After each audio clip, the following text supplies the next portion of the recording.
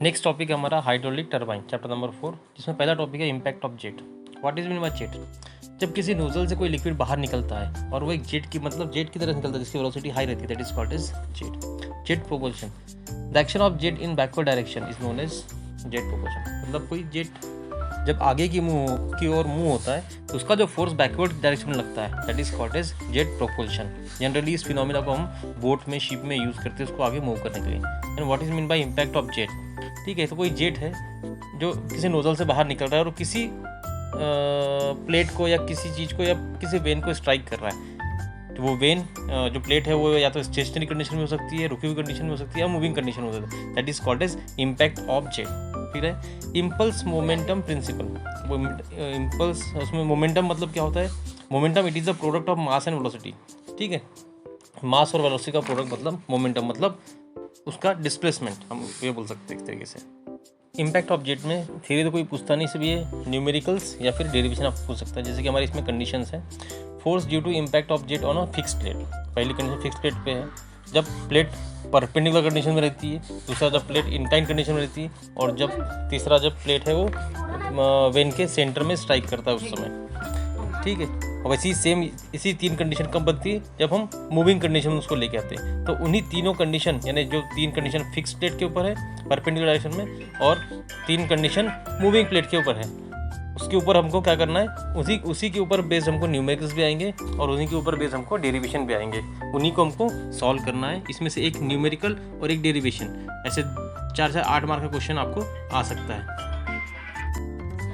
तो हमने क्लास में जितने न्यूमेरिकल्स किए हैं इन सभी कंडीशन के, उतने न्यूमेरिकल आपको करना है और उनकी प्रैक्टिस करना है।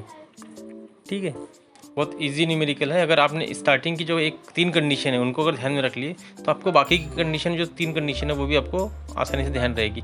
पहली कंडीशन में हमारी फिक्स कंडीशन है तो उसमें कोई मूवमेंट नहीं है, डिस्प्लेसमेंट नहीं है, हमको उसमें वर्क डन कुछ नहीं निकालना। लेकिन सेकंड कंडीशन में हमको डिस्प्लेसमेंट यूज़ करना है और वर्क डन हमको निकालना है। नेक्स्ट टॉपिक हमारा है टरबाइन। नेक्स्ट है हाइड्रोलिक मशीन। हाइड्रोलिक मशीन क्या है? एक जो मशीन है जो कन्वर्ट करता है प्रेशर एनर्जी और काइनेटिक एनर्जी को मैकेनिकल एनर्जी में, और फिर वही मैकेनिकल एनर्जी को हम कन्वर्ट करते इलेक्ट्रिकल एनर्जी में, that is called as hydro turbine. फिर है classification of hydro turbine. Hydro turbine का क्लासिफिकेशन होता है according to type of energy available in the inlet, impulse और reaction, according to direction of flow, tangential flow, radial flow, axial flow, mix flow, according to head available at the inlet, low head, medium head and high head. इसके जो values है वो हमको ध्यान रखना है कि भाई लो हेड कितना होता है 2 मीटर से 15 मीटर, मीडियम हेड 16 से 70 metre and high head 70 metre के above, and according to specific speed of turbine, that is low specific speed, medium specific speed and high specific speed. क्योंकि ये भी एक 2 मार्क के लिए क्वेश्चन या 4 मार्क के लिए क्वेश्चन आता है बहुत बार एग्जाम में। फिर है इम्पल्स टरबाइन। इम्पल्स टरबाइन क्या होता है कि इम्पल्स टरबाइन में जनरली जो प्रेशर एनर्जी है, ठीक है, उसको हम कन्वर्ट करते हैं काइनेटिक एनर्जी के फॉर्म में और उसको फिर यूज़ करते हैं। जैसे उसको कन्वर्ट करने के लिए यूज़ करते हैं हम nozzle. Generally Pelton wheel is the best example of impulse turbine. और वही रिएक्शन टरबाइन में क्या होता है, यह हम काइनेटिक एनर्जी और जो प्रेशर एनर्जी उसको पहले कन्वर्ट करते हैं काइनेटिक एनर्जी के फॉर्म में, और फिर ये दोनों एनर्जी को हम यूज़ करते पार्शली टरबाइन को रन करने के लिए। Okay, this is reaction turbine. इसका बेस्ट एग्जांपल है फ्रांसिस टरबाइन है, कैप्लॉन टरबाइन। फिर है general layout of hydro electric power plant. ये भी एक इंपॉर्टेंट क्वेश्चन है। इसमें सबसे ऊपर वो डैम बना हुआ जहाँ से पानी आता है पेन स्टॉक के थ्रू, जहाँ पे हम क्या करते हैं उसको कन्वर्ट करते हैं प्रेशर एनर्जी को काइनेटिक एनर्जी के फॉर्म में, और फिर सामने लगा होता है नोजल। नोजल से हम क्या करते हैं टरबाइन की ब्लेड को स्ट्राइक करते हैं। टरबाइन की ब्लेड जहाँ लगी होती है वहाँ शाफ्ट होता है, उस शाफ्ट से जनरेटर कनेक्ट रहता है, और जैसे ही टरबाइन की ब्लेड घूमती है वैसे जनरेटर भी घूमना स्टार्ट होता है, इलेक्ट्रिसिटी बनती है, जनरेट होती है, और उसको फिर हम अलग अलग जगह यूज़ स्टोर करके फिर उसको हम ट्रांसफ़र करते हैं ट्रांसमिशन लाइन से जहाँ जहाँ उसको हमको यूज़ करना है। ठीक है, तो इसका डायग्राम बना के हमको इसको ईजिली अच्छे से एक्सप्लेन कर देना है।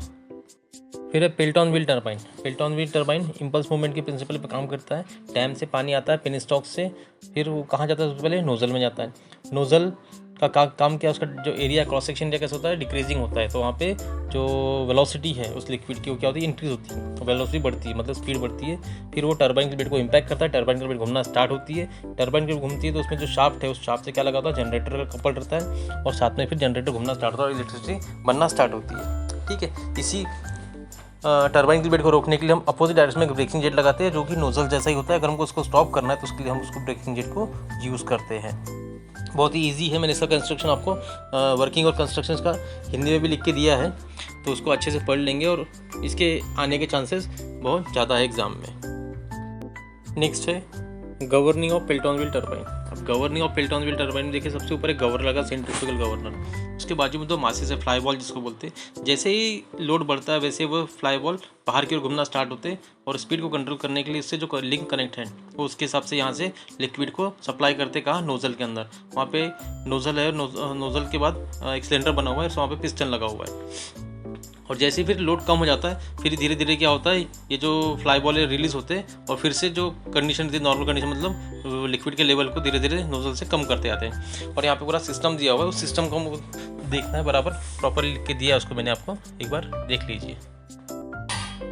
फिर आगे इससे रिलेटेड न्यूमेरिकल्स हैं, कुछ जो फॉर्मूले दिए वो फॉर्मूले से न्यूमेरिकल सॉल्व कर देखिए, और जितने न्यूमेरिकल आपको सॉल्व करा के दिए उतने ही न्यूमेरिकल करने का, उससे ज़्यादा न्यूमेरिकल करने का नहीं, क्योंकि चैप्टर नंबर 1, 2, 3 के न्यूमेरिकल आप इजीली कर सकते हो और उससे आपका निकल सकता है। नेक्स्ट है क्लासिफिकेशन और रिएक्शन टर्बाइन। रिएक्शन टर्बाइन कुछ क्लासिफिकेशन दिए हैं, ठीक है, क्लासिफिकेशन देख लेना है हमको, क्योंकि ये आ सकता है एग्जाम में 2 मार्क के लिए या 4 मार्क के लिए भी आ सकता है क्वेश्चन। फिर नेक्स्ट है फ्रांसिस टर्बाइन।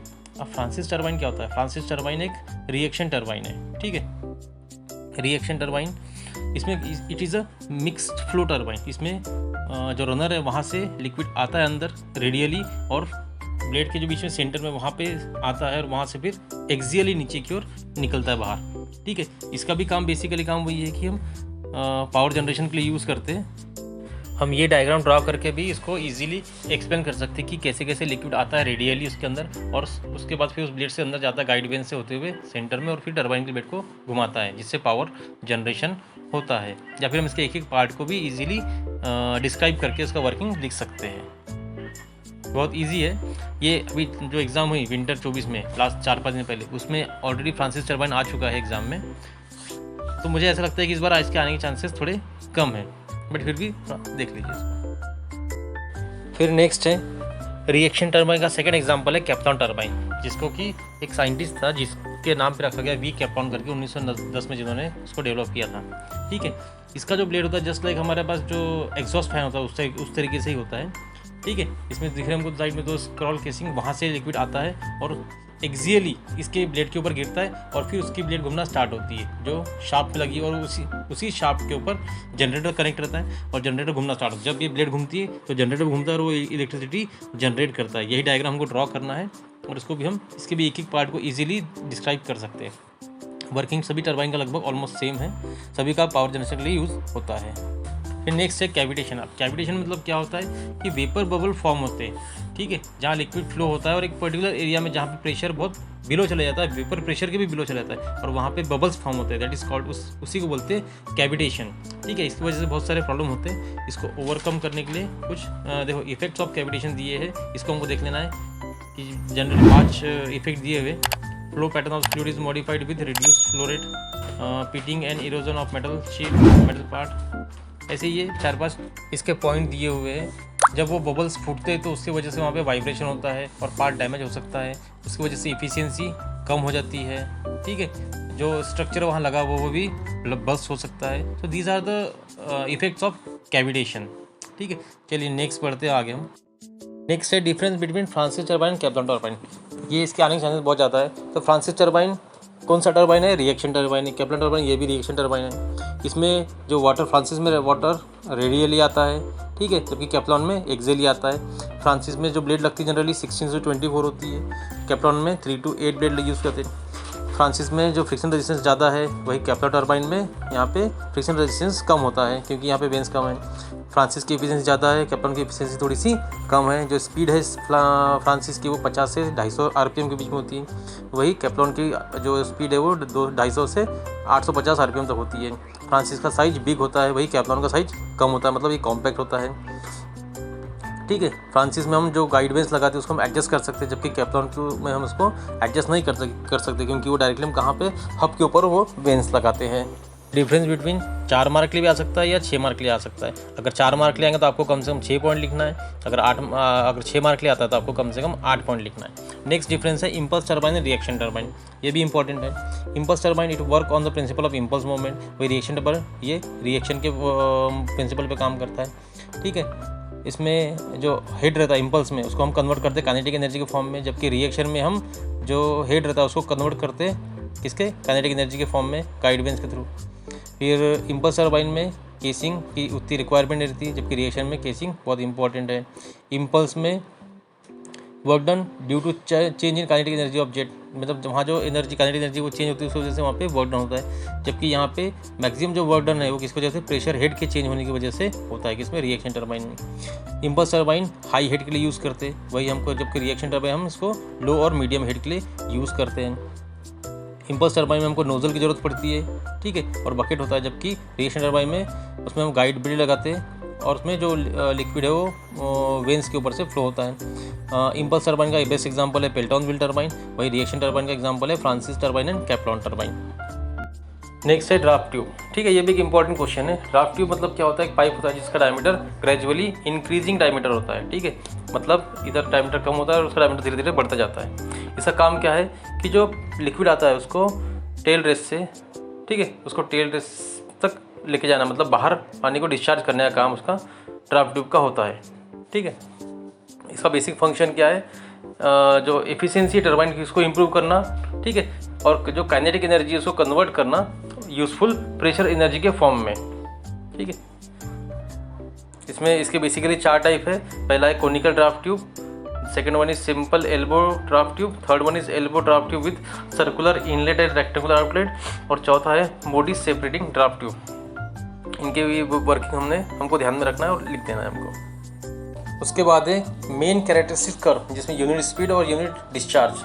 मैंने आपको कर्व वैसे भी डिफाइन किया था पेल्टन व्हील के लिए, फ्रांसिस टरबाइन के लिए, कैप्लॉन टरबाइन के लिए, उसको देख लेना है। स्पीड वर्सेस पावर कर्व बनाना है हमको, unit speed versus efficiency curve, और फिर एक है उसमें और एक जो हमको ड्रॉ करना है वो है ऑपरेटिंग कैरेक्टरिस्टिक्स कर्व। एक ही curve load versus efficiency curve जो है जो, और फिर लास्ट में एक है discharge power and discharge versus efficiency curve, ठीक है। इस तरीके से हमको सबको डिफाइन कर देना।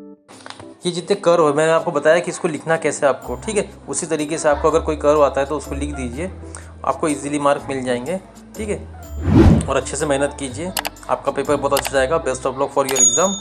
अगर चैनल पे नए हैं तो चैनल को लाइक, शेयर एंड सब्सक्राइब करें। Thank you very much.